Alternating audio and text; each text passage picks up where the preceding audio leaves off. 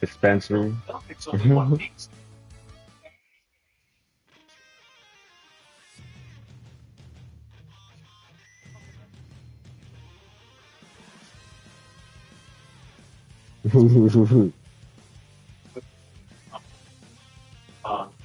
Switcheroo.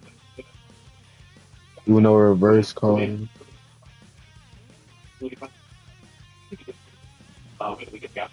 Yeah, that's what I thought it was when you said that. Cause that's they be texting me too. I don't fucking care. I don't even go to that one.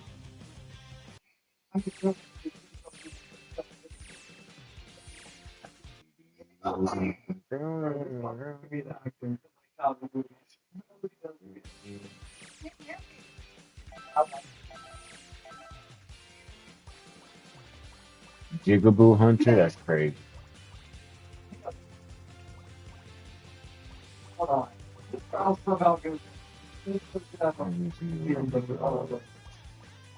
Are you at the front or are you running around?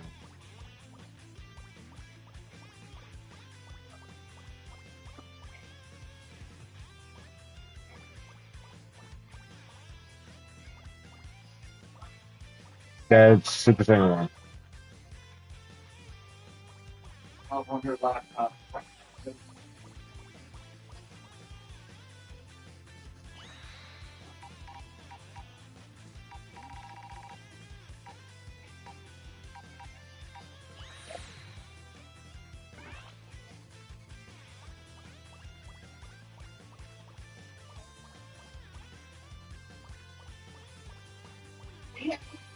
I'm following you.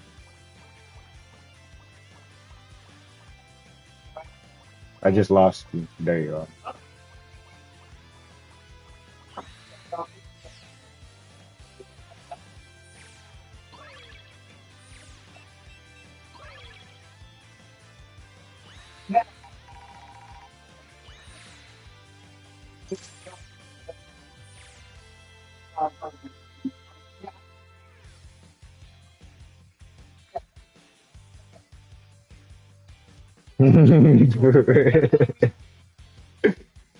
Oh.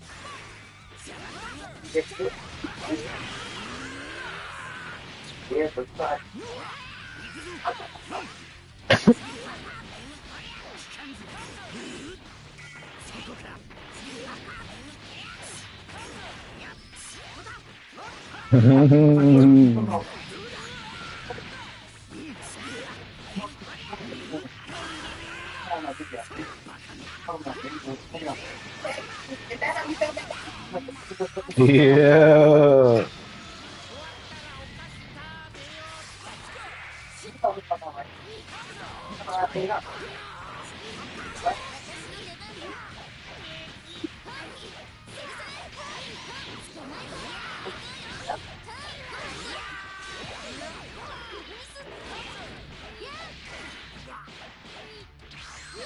Oh.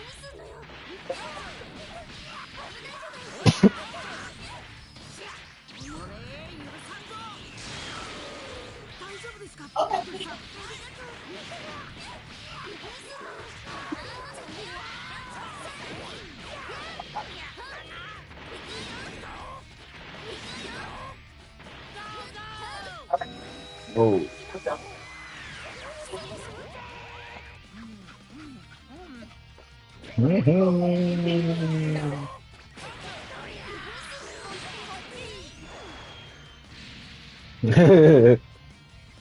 He's big boned.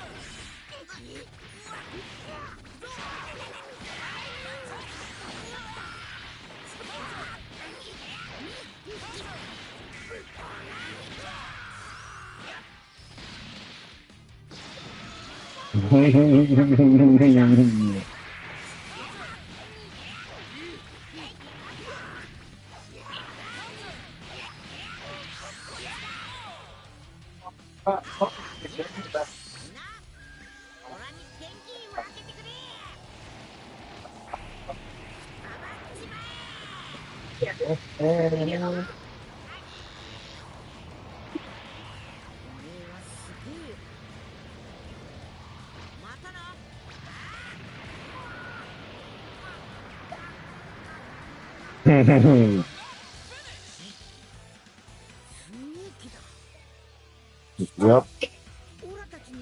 They just started doing that recently. Within like the last 2 years or something like that.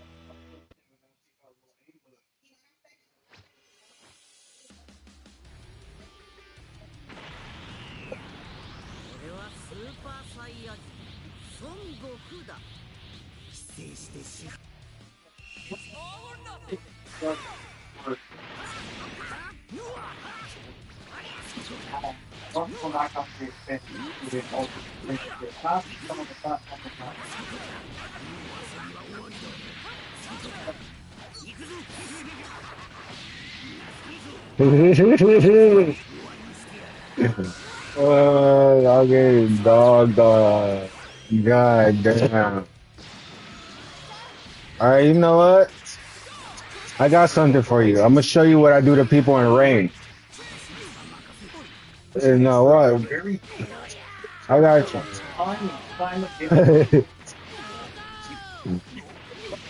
Immensely strong with this power, it activates without you even knowing.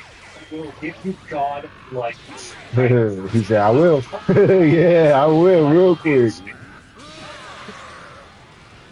Her survival instinct is responsible for some of the most feats of human strength. Oh. From outrunning attacking predators twice your size to lifting cars off of your trapped underneath children because you really want to make damn sure that your genetic material survives. It's all part of the plan. It's all part of the plan.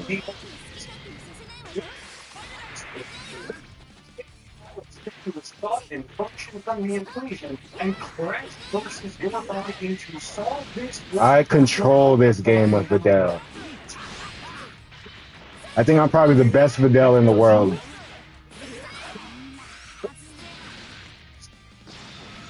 About it, welcome back to my series on Wikipedia's incredible article, A List of Unusual Deaths. Ooh. This is probably the most exciting treatment of it yet, because we are now finally spinning down right in the middle of the 20th century. It's going to split into the part of the chart that's got the first minutes. Incredible articles of text.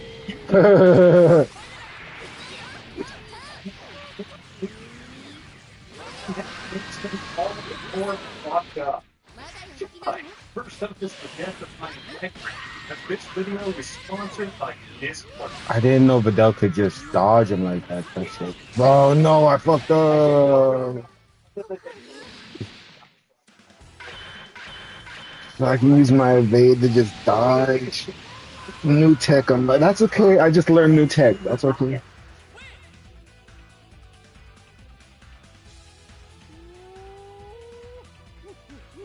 Really? It's like a collection of posters that you can hang on the wall that's going to show everyone the stuff that keeps you up at night. And when I say 7 mile radius, I mean it, because these things are made out of metal. So they'll shine like a bright star and keep me obsessively so that there's a reason you still don't have a girlfriend. That box I was holding up earlier is also a really handy-dandy way to keep them happy. It's a cardboard technology. What is your posters in really convenient? God damn it.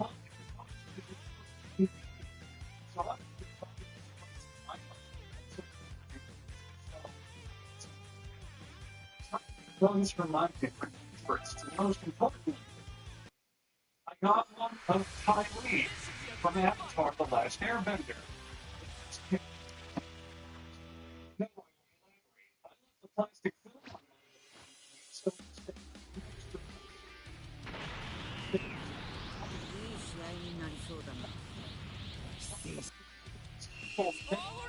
big system inside. So there's no digital holes involved like in my real house right here. Watch how easy it is to mount it. That was easy. Look below in the description or use discount code PUPPIES and you'll get an incremental discount based on how many you order up to 40% off. That'll let you buy a lot of industrial sheets of introverted illustrations. Each one you hit. It's also hand-signed by the master production teacher on Oh. He's picked from including things that you know and recognize, like your Elden Ring, Star Wars, Audible, A green theme.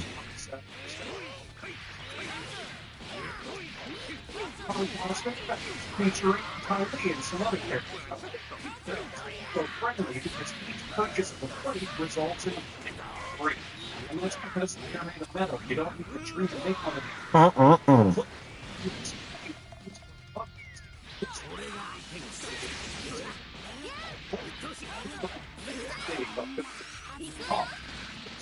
The best way to very slowly add an extra 400 pounds to your house is one to support conservation products. Hi, welcome to my guest. It's and I'm absolutely shocked. Paul Stickney Walker was a 19-year-old guy from Boris, Ohio, who liked doing regular guy things in the early 1800s. He was because initials are for poor people and calling dead people Walker is reserved for zombie television shows that absolutely outstay their welcome. Taking a break from losing one of his fingers to a newfangled mass production assembly line, Steve was hanging outside with a handful of his friends. He just realized that handful is probably in poor taste thanks to new labor conditions of the era, so it was more likely a stumble. Staten was a fairly typical youth of the era and completely contrasted to the youth of today. He actually liked going outside. What weird. Probably because his home's backyard backed right up to a baseball. After constructing a rudimentary bench out of fence posts, Stanton and his friends were able to take a seat and watch games for free. Stanton's friend, who was sitting on his left, was keeping score on a notebook, presumably because Ohio had just invented numbers a year prior. When his No, pencil why came not? to the his friend said, "Come on, gee whiz, fellas, I got the greatest block rats and Oh, some boys like us at the old ball game, but my pencil's a gas. Now my folks got nothing to keep its head not going. Nothing to take them here. jeez. Real nice. Yeah, yeah. And you have to win with a vanish.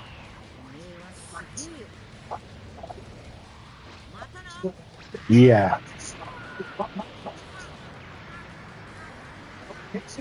So you almost beat me. I thought you killed me when you vanished behind me. I was like, no.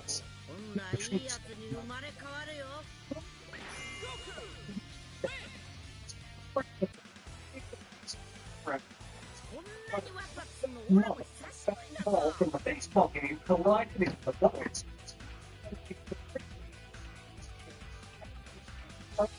No, Stanton Knight still does the trick. And lean down, they give it a good little kiss on the handle. But they asked him if he was hurt. And Stanton replied, and this is an exact quote, not much. Which leaves me questioning if this guy is my grandfather, because that's exactly what I would respond if someone dared to question if I could handle and put a step figure two directly in the chest. Stanton couldn't handle it.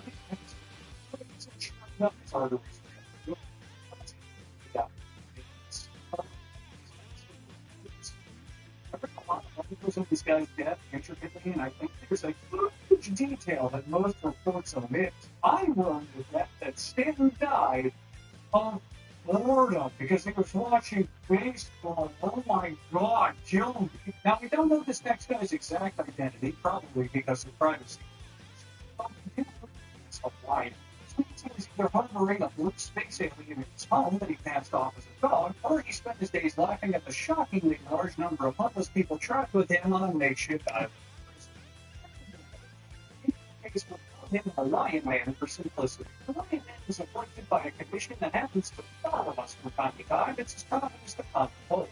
He was possessed by a demon. Well, he was actually suffering from malaria. But he and his family, all highly religious people, thought he had some sort of devil fucking his organs. So they said the motto that all Christian families say when things get tough. The face, your ass, what's the difference? That's the wrong quote. What they actually said was, let God sort him out. So they called a local kahuna to treat him of his afflictions. And here's a fun little fact I didn't know before I started this video. The term kahuna actually refers to a specialist in the field of study. And ministers and priests, realistically, synonyms for the term could be master, virtuoso, or pugbeast. Now, the point I'm making is that factoid, besides framing unpredictable knowledge, they call it to treat the malaria-ridden lion doesn't necessarily a priest or a doctor. Could have been a bit going on beating the absolute shit out of people. That's exactly what he came there to do. The malaria-ridden lion man was with a Bible to conduct a religious ceremony designed to banish the demons from his body. To give the family some credit, it's really cured his malaria because it's hard to have malaria when you're dead. So he's arrested and charged with manslaughter. To get my 2 cents on the whole thing, I think this is just another case of the cops ruining everything. Because I'll bet that if the really gave that man another swift kick or two in the right, like Jesus Christ thanks to the healing power of God's violence. Don't take my word for it, it's right there in the Bible. Ezekiel 23:20. If the neighbor shakes and sweats with an affliction of the body, thou shalt witness thy hands with holy fervor until thy neighbor stops acting like ye old bitch.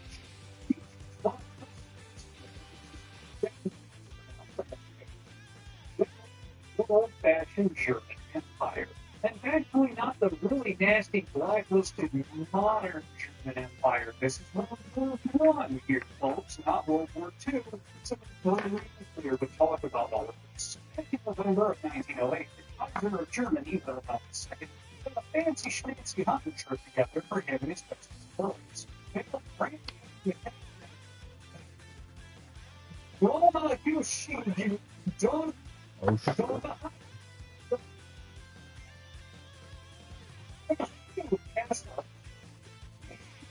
Oh, sorry, I also just swore in German there. The law just it's what all men do at sleepovers. They immediately took off their shirts to rub each other's pecs so that they could practice bodily moves and build up their stamina for when they finally get girlfriends. Now, I really can't wait to see the comments on this video because they will back me up. It's going to be a large amount of ladies that are completely disbelieving this fact. But it's 100% true. It's I'm serious. Ask your boyfriend, your brother, your dad. We'll take a break from some Claudius style shoulder rubs and regular rubs. It's not a surprise as lovely friends with an incredible and flamboyant performance. Oh boy, Teacher cried out before he revealed himself dressed in a pink tutu with a rose wreath. Now, remember, this is a party for the Grand Leader of Germany and all his close allies who cheered him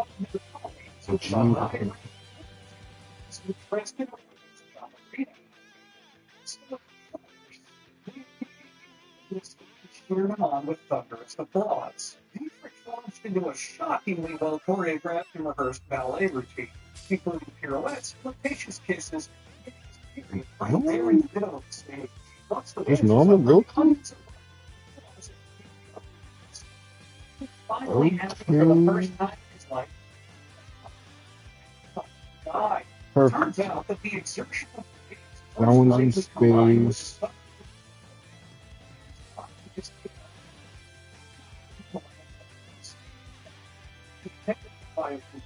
The audience was declared to have been dead immediately. Everyone was silent. Everyone looked around the room until Kaiser Wilhelm II said, "Whoa, hey, oh, guys, this looks gay. This looks really gay. Oh, wow, I didn't realize it, but, like, people are gonna think we're gay.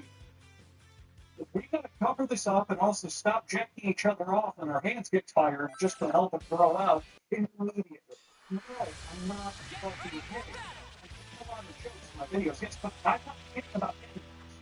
General of Infantry Dietrich von Holzenhausler's death was covered up by the German military because they were all worried that everyone would think they were super gay if they found out what happened.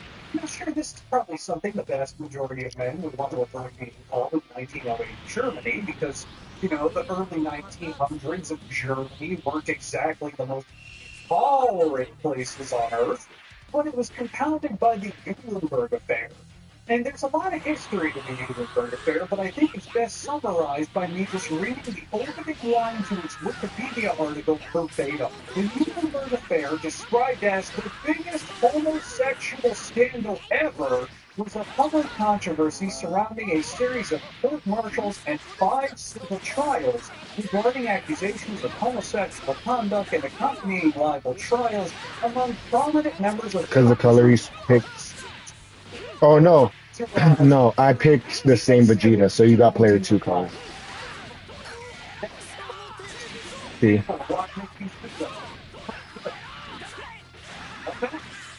You want a little humorous cherry on top of your funny facts Sunday to really drive in the irony? Yeah, it's fine. Dietrich was the military officer appointed with covering up the Eulenburg Affair. So I guess the moral of the story is, don't be gay. No, that's not right. Let me try that again. Don't be German. No, that's bad too. Don't be gay and German. Yeah, that's okay. This one's a pretty silly story that I know for a fact I thankfully will never fall prey to because it involves denying the kisses of women desperate for affection, something I regularly have accepted. George Spencer Road was a handsome young lad with an even more handsome newspaper headline written about his death. Stabbed to death in office fraud. And now to keep reading the story behind Oh, that, so the story will turn out super dark and make me question just how morbid the humor of this series is. 15-year-old boy struggling with girl stenographers killed on birthday. Everyone knows the 1900s was the peak era of child death-related comedy, thanks to the worldwide success oh. of the picture titled Small Boy Goes Weeping and Then Explodes. So let's just keep talking about it, shall we? George worked as an office boy at an insurance company in downtown City. An office boy is basically an intern or do all the pitch work, and instead of thanks, you're given a movie walked in your face by superiors. On George's 15th birthday, the girl stenographers at the company, which that's what they were actually called. Their job description was girl stenographer.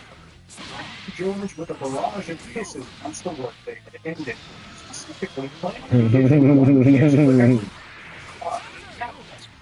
kisses. They multiply it by the six women working there. By my math, that's about over 100 million kisses. Who the fuck is time for that many kisses? I would have hightailed it out there Oh, I too. messed up. Have not merely exploded. And George wanted to try to avoid the income avalanche of blatant sex crimes that everyone's just I think it is best to cast doubt on his heterosexuality. George tripped over and put it on the paper eraser in his pocket, where he then started shouting, "You want to be newspapers?"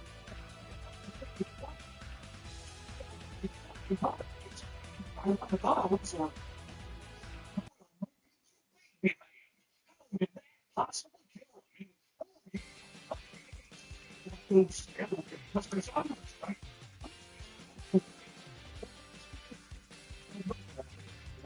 this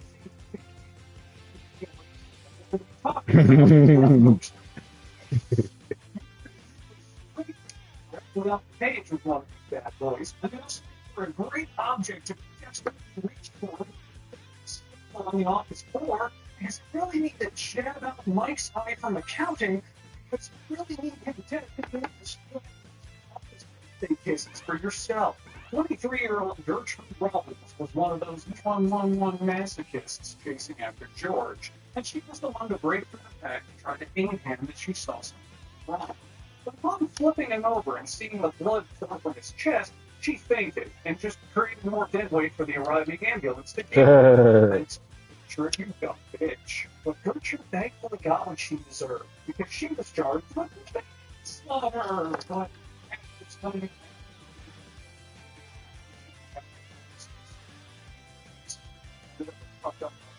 Ollie getting up in the middle of the night and making himself a whole meal.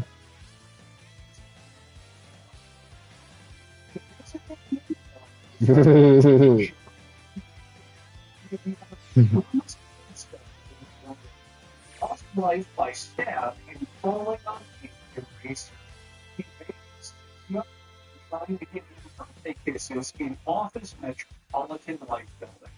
That's cool.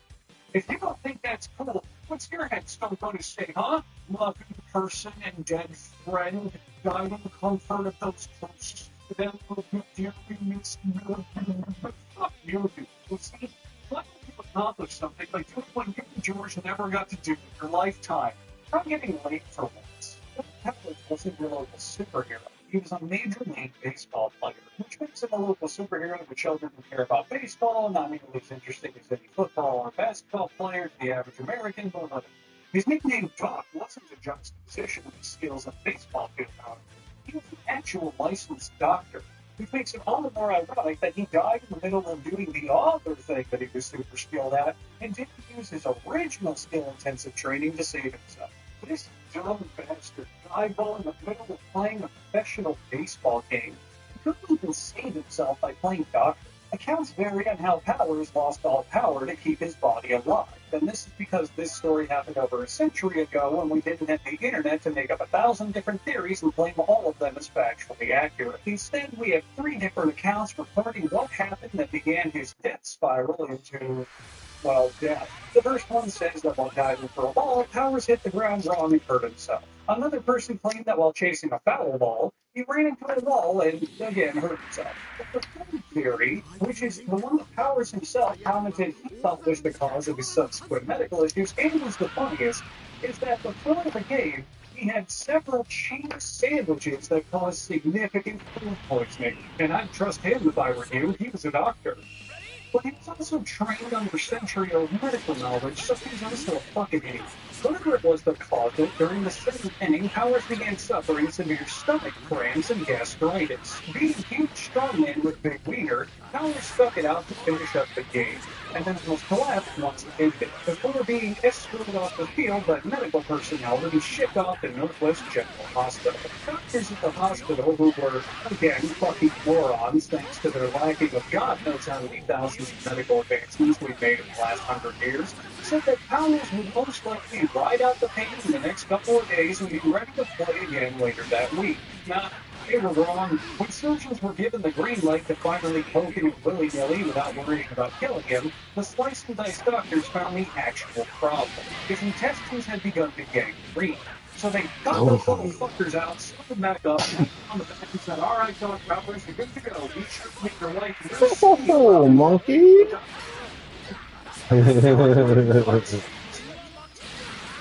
Because he didn't get that surgeries on his stomach. They did nothing, and Doc Powers died shortly after. His final words were reported to be, "I've got no pulse, no pulse," which was promptly followed up by someone asking, "Then how are you still alive, genius?" Doc Powers got up and slapped him across the face with a butt, "Because I'm a doctor, you idiot. And your body can survive for minutes after the heart stops beating, and I'm able to properly take my own pulse thanks to my medical training. Shut the hell up. I've only got a few minutes left." And thus ended the life of a all-time great baseball player. A really shitty one. To be honest, I have no idea. Here's the stats on the screen from the MLB Archives, and I don't have any idea of any of this stuff is game. If any baseball nerds watching in the comments want to let me know how this got fared for a player of his decade, I'm really curious if him being a doctor meant he could hit balls with surgical precision, or if he was more most like a columnist. Next on the list is Brian's right out and make a whole entire length video on that guy, because when he talks stuff about him trying to invent Batman's bat suit in the early 1900s, it's as tragic and hilarious as you'd expect. I'm just going to put that down in the description, and I want you to watch it. And you will, because you're my best friend and all, which means you will be confirmed, right? Oh, hey, speaking of being my best friend, why weren't you at my wedding?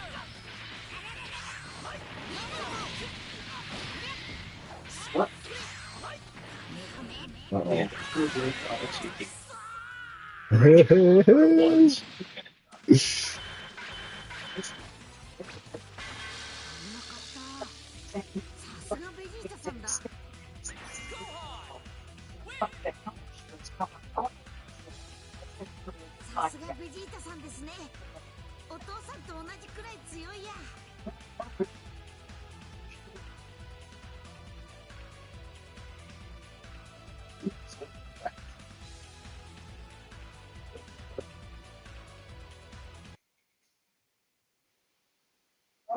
Raw, Rasputin, lover of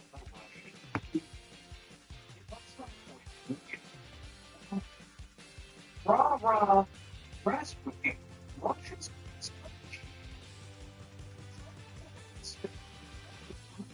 Rah, Rasputin, lover of the Russian queen. On his head, Rah, Rasputin, Russia's greatest love machine. And so they shot him. It's a bit unfair for me to have to describe the death of Grigory Rasputin, because I wager that this is the most well-known death on this entire list ever. This entire series is probably most well-known. After all, we wouldn't have a 1978 Eurodance multinational hit about this guy and his untimely demise if it wasn't such a story. So to compromise, I'll just keep this one because I already spun off another entry for its own video, and god damn it, if I ever do one for Rasputin, it would probably be like 3 hours long, and I'm really busy.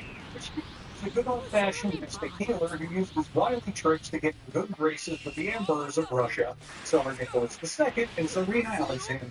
Over time, he used his incredible charisma to become highly influential in the world of Russian politics. Now, the impressive part is he managed to do that while maintaining a highly scandalized lifestyle full of tons of debaucherous claims. People said he was making power moves throughout the royal family, which shocked the Russian aristocracy. People said his odd spiritual teachings directly counter-opposed the Russian Orthodox Church, which shocked the Russian Orthodox Church, and at the time they were really powerful. So the government of Russia at the time came up with a plan. It can be summarized in the wise words of Curtis 50 Cent Jackson, as featured in the game 50 Cent Blood on the Sand. Let's waste this motherfucker. By the way, if you want to watch me play 50 Cent Blood on the Sand and other delightful games, you can check out my gaming channel, Hugbee's Gamer Mode, links in the description. It was time to kill Rasputin, because just like Monica Lewinsky, he was too good at sucking and fucking his way to the top. Here's where things get interesting enough to write an insatiably catchy chorus to.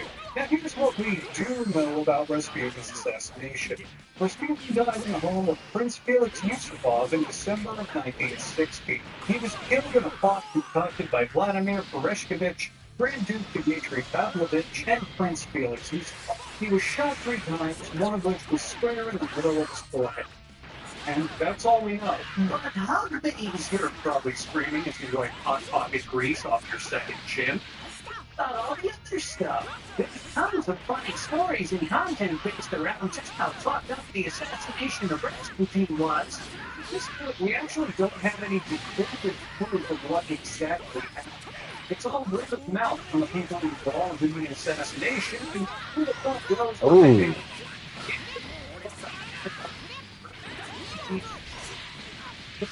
The narrative of this entire debacle is the story written in Yusupov's memoirs that basically goes like this.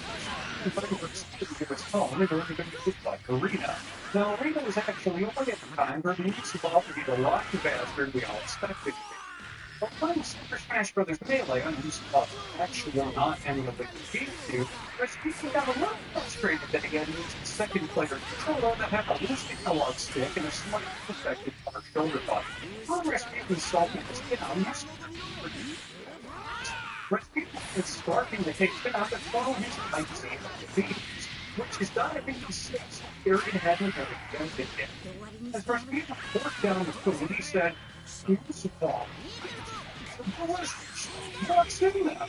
Yusupov said, let's see, sugar, water, eggs, vanilla, acid cyanide, flour, baking powder, milk. Oh, my secret ingredient. A little bit of cinnamon. Rasputin immediately froze, choking on a piece of cake.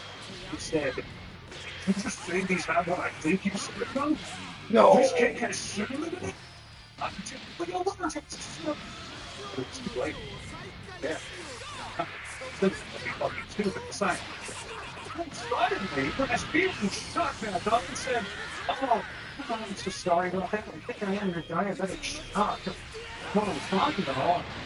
As I couldn't do it. I passed out. Much to Yusupov's astonishment, Rasputin was totally unaffected by the cyanide. Now Yusupov was totally freaking out. He said, hey, Rasputin, I'm gonna go. You're making it hard for me to get this dramatic finish.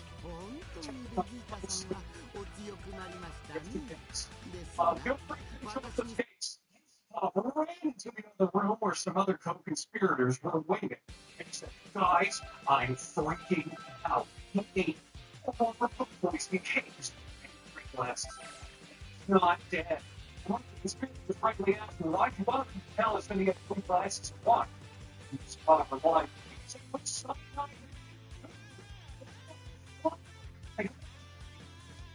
I'll keep practice later. So look at my gun. I have 12 different assassination amount of guns for hurling at Yusupov. So he grabbed the revolver, went back and shot Rasputin multiple times. As the smoking leaves of the French 7.62 caliber bullets singed the mystic's flesh, Rasputin turned around and said,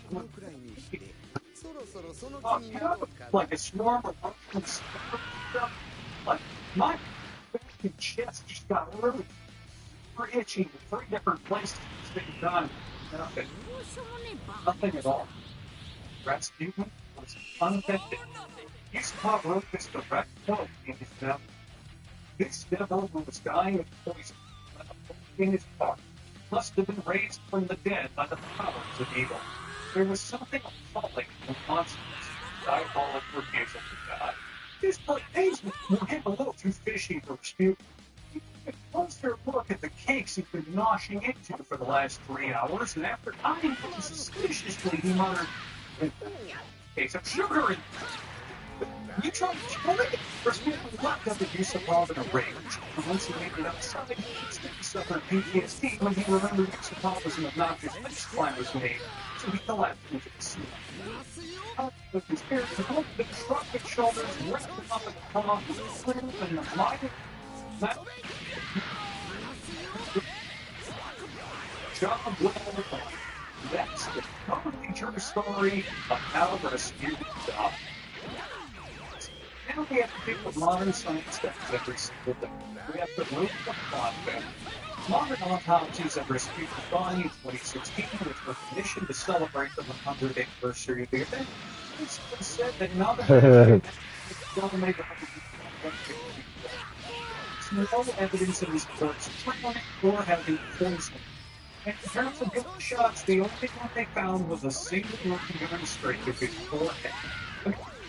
Permit yourself, play amateur detective, just look at the photo of his body. Now I'm not going to show the photo of Rasputin's corpse in this video because, and I can't repeat myself up here, this website has transformed into a soft and squishy parasocial machine designed to distract users from the fact that they're all socially anxious at all times instead of being an actual website for historical and educational content. What if you look the photo up for yourself? You can't see the bullet wound clear as day in the middle of his forehead. And here's waiting for that new information. It really doesn't make sense for a dude to get up and attack his assassin after he'd been shot point blank in the middle of the forehead. There's also the fact that in 1929, Rasputin's daughter said her father notoriously hated sweets. So him eating a bunch of poison cakes would be really unusual. And this story was all most likely invented to paint him as a more blasphemous, death-defying figure to help Yusupov increase reputation and sales of his melons. But there is a caveat to all of this, and I must mention the entire Rasputin's death is under historical scrutiny and debate. I am not making any claims here. But unfortunately, the tale that makes for a great musical hook doesn't make for a factually accurate telling. Rasputin was probably just blindsided by someone with a gun and unceremoniously told them, "Fuck off," via an entry and exit wound. I can't really know for sure, but I'm going to continue to be my boring, skeptical ass self. Signal of poisoning and other James Bond nonsense was an embellishment of a relatively tame political. What do you think happened? Let me know in the comments below, and I'll probably do absolutely nothing about it. Don't you love when creators with millions of fans tell people to leave comments because they're totally going to read them? Isn't there time to scroll through thousands and thousands of messages a day? I'm the only person on this platform that's going to tell it to you straight, folks. Leave comments on my videos so I get more engagement and I'm pushed harder in the algorithm. And in exchange, you'll have a good chance of having your comment voted up to the top so people can see it when they check out the video. This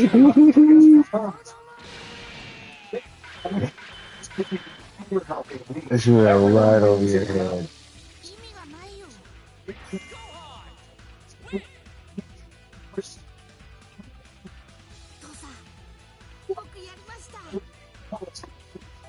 Everything ever before anyone else thought of doing it. But this entry is not going to be the first time I covered an unconventional flood that took people to Valhalla. The first one will be the London Air Flood of 1814. This playlist is in the description. Just watch one of the videos. Like this, like all. I'm always this good. Yes. The Great Molasses Flood, on the other hand, happened over 100 years later and was given the nickname the Boston Molasses Disaster, which will be the name of my math rock band within the next decade, mark my fucking words. At the Purity Distilling Company in Boston, there was a magical little molasses tank. It dispensed molasses to ships on the harbor, and everyone was happy. This little tank was also 50 feet tall and 90 feet in diameter, so for a happy little tank, it was a pretty huge bitch. On January 16, 1916, it was beginning to do that new fucking thing that it's been doing for the last few years. You know that thing where our temperatures are getting all out of whack and relevant ice with the soon coming? Cold winter air was disrupted by a sudden uncharacteristic stuff in this day and age, but back then this was needed. Sure, you the ships caused the molasses to experience fermentation and fermentation. Around 8 p.m., it utilized the second attack on Rare Hollow Fortress from the Pokemon Trading Card Game, Card Build and Soul Silver Uncollected Expansion. Everyone exploded.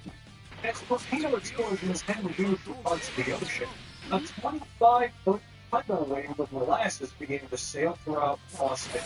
Already, this is pretty fucking scary, seeing as it was 3 feet taller than the London Beer Flood. Molasses was pretty damn thick, so this shit was going to cause a hell of a lot more trouble. I mean, what would you prefer to have cruise through your town at 35 miles per hour? Something you could reasonably swim in, or something that would basically trap you and smother you in? Plumbing in certain areas was as deep as 2 feet, and people as well as entire houses were swallowed up in this stuff like, according to the Boston Post, many flies on sticky wallpaper. Oh, and this was still winter, dude. Temperatures may have gotten a bit silly for a while, but overall the cold outside was claiming back its season's throne. This meant the molasses was super quick to go back. Yeah. It's tired of this stuff. When you get that cheese pulled down and it gets all solid and not nearly as neat and really fascinating, imagine you're trapped in that, except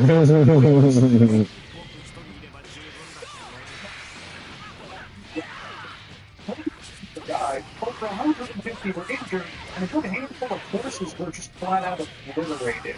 And Betty Crocker herself publicly screamed on national news when she was told that her newest production line of ginger snaps was going to be on hold for a while. The carnage was so ridiculous that rescue workers searched for 4 days for survivors and said that most of the dead were just kind of left to sit in the sugar because excavating them wasn't worth the time. Personally, I wouldn't have pulled any dead people out of the wreckage because that's one hell of an earth-friendly casket. I mean, it feeds the children with a yummy treat and you put it straight in the ground for the worms and the rats. Problem. Some people were also blown out of the Boston Harbor by the initial explosion, and they weren't found until months after the incident. One man was blown all the way to New Hampshire by the blast, where he promptly said, "Oh God, anywhere but here," and then promptly died in Florida. Purity Distilling was swamped with a PR disaster. Clever fun. They were now facing a humongous class action lawsuit against them for the damage. Their incredible defense at the time was, anarchists blew up our tank. Oh my God, how could they have done this? Those damn anarchists. Yeah, right. I'll believe that as soon as I believe Andy the Goose was murdered by Satanists. They were ordered to pay almost $700,000 damages, which according to the calculator is about $12.5 million today. That's pretty big. It's almost half of what I make in my third bank account that I had to open because I maxed out the other 2. I mean, that's a pretty sort of large sum. Alexander of Greece died while playing with macaques. From midnight treats to drinking fish. There it is, finally. And he lost when the election is which one again? This time. You have the batteries.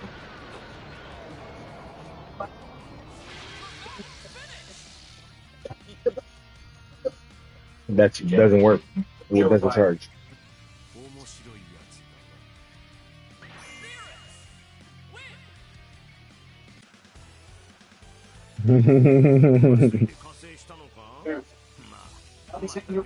Greece in the late minute.